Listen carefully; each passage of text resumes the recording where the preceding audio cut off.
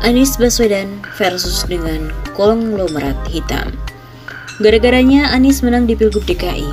Inilah akar masalah kenapa Anies dituduh intoleran. Seandainya yang menang itu Agus Harimurti Yudhoyono atau AHY, maka AHY yang akan dituduh intoleran.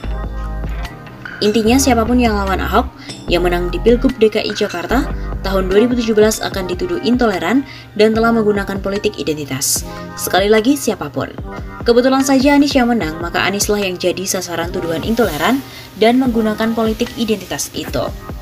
Ahok adalah gubernur DKI yang cukup kontroversial. Banyak warga Jakarta yang tidak suka dengan Ahok. Banyak faktor dan juga alasannya. Ahok dianggap temperamen, emosinya tidak terkontrol dan bahkan sering keluar kata-kata kotor dan caci maki. Masyarakat Indonesia secara umum nggak suka pemimpin yang arogan dan Ahok dianggap arogan. Ada yang nggak pilih Ahok karena alasan agama, terutama ketika kasus Al-Maidah terjadi di bulan September 2016. Kasus ini diungkap melukai umat Islam dan yang notabene menjadi pemilih mayoritas di DKI Jakarta. Saat itu muncul 3 calon yaitu Ahok, Anies, dan AHY. Singkat cerita Anieslah yang menang. Seandainya Ahok yang menang, kita bisa bayangkan kegaduhan yang akan terjadi pasca Pilgub DKI. Boleh jadi akan semakin masif. Demonstrasi massa yang begitu besar dari berbagai wilayah Indonesia tidak akan berhenti. Seandainya pun AHY yang menang, putra SBY ini pun akan mengalami hal yang sama. Akan dituduh intoleran, Islam kanan dan semi radikal. Kalau kita bedah pemilihnya ini berdasarkan hasil survei, non-muslim hampir semua pilih Ahok. Pemilih muslim terbelah ke 3 paslon. Sebagian ke Ahok, sebagian ke Anies, dan sebagian lain ke AHY. Di mana nalar politik identitasnya. Bicara politik di masjid mendapat kritik keras. Gak jarang sering dihentikan dan penceramahnya ditegur. Sementara di sejumlah tempat ibadah lain, banyak orang bicara tentang politik praktis.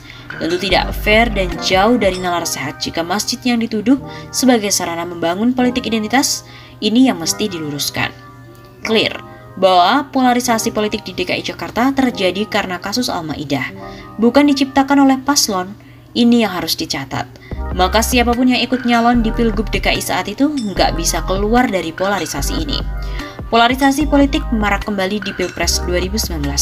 Pertarungan Jokowi versus Prabowo membuat polarisasi politik lahir dan tumbuh kembali. Setelah Pilpres, polarisasi pun juga nggak berhenti-henti. Karena Prabowo bergabung ke kabinet koalisi, maka polarisasi diarahkan ke Anies.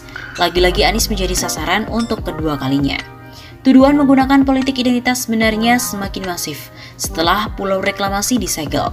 13 pulau dihentikan untuk dibangun, 4 pulau yang sudah terlanjur ada 65%-nya diambil oleh Pemprov DKI Jakarta. Inilah yang kabarnya membuat Suko Sudarso, tokoh berpengaruh di GMNI, Gerakan Mahasiswa Nasionalis Indonesia, mengapresiasi keberanian Anies. Suko mengatakan bahwa Anies adalah seorang nasionalis sejati. Sulit mencari seorang gubernur yang berani menutup proyek mercusuar yang menabrak banyak aturan negara itu. Saat ini ada 2 tokoh yang muncul, yaitu Anies dan Ganjar. Kalau keduanya nyalon di 2024, saya memilih Anies. Tegasnya, kenapa pilih Anies? Tanya sejumlah tokoh GMNI. Dia nasionalis sejati, jawab Suko Sudarso dengan tegas. Padahal Suko Sudarso adalah tokoh satu organisasi dengan Ganjar Pranowo dan sama-sama dulu aktivis GMNI. Anda bisa bayangkan jika Anda menjadi pengembang, mimpi dan rencana Anda membangun 17 pulau reklamasi gagal. Di masa gubernur sebelumnya semula semuanya berjalan lancar, meskipun menabrak banyak aturan. Lalu Anies jadi gubernur DKI, 13 pulau di stop dan 4 pulau diambil 65%-nya oleh Pemprov DKI. Ini bukan kesewenang-wenangan, ini semata-mata menegakkan aturan. Proyek pulau reklamasi bukan hanya kepentingan pengembang.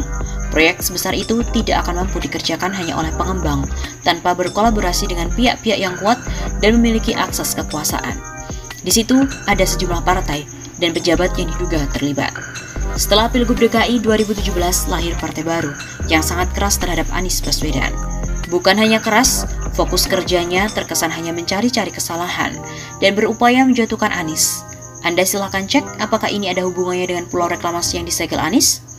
Pasca penyegelan pulau reklamasi, tuduhan politik identitas, radikal dan intoleransi semakin masif dan sistematis. Publik menduga ini digerakkan oleh kekuatan dan kepentingan tertentu. Ada kepentingan bisnis besar yang terganggu oleh kebijakan Anies. Mereka all out, jegal dan jatuhkan Anies. Semata-mata ini dilakukan karena kepentingan bisnis mereka terganggu.